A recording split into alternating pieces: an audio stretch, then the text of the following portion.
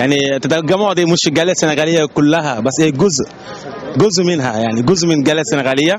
واحنا ان شاء الله توقعاتنا في مصر ان احنا هنكسب 3-0 ان شاء الله. احنا نعرف يعني احنا بنعرف جيدا ان فريقنا فريق اقوى من الفريق المصري، وده معروف يعني من الناحيه الرياضيه، يعني الفنيون هم اللي قالوا الكلام ده.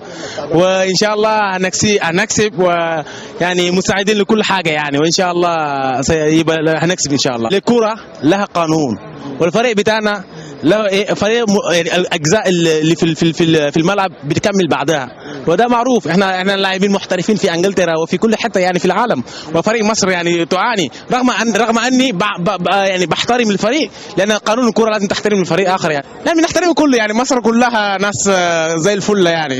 ان شاء الله السنغال سيفوز مصر ان شاء الله.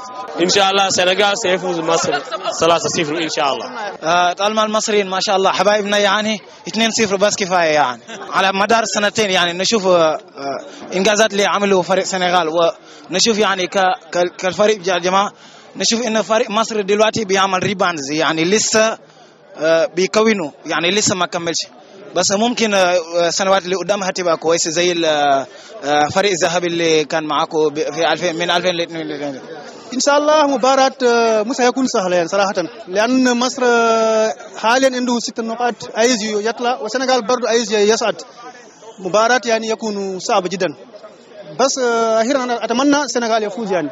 لا لا لا لا، لأن كل منتخب بلا السنغال كلهم محترفين يعني في أندية كبيرة، زي واحد في انجلترا او في فرنسا او في جمهور اكثر هناك يعني. انت شفت مباراة بتاعنا مع تونس كان فيه في الخارج يعني، لعبنا كل الماتش واخيرا ما عندنا حظ يعني وهم فازوا علينا. ان شاء الله هنكرر نفس الامكانيات هنا، نسال الله التوفيق ان نفوز يعني.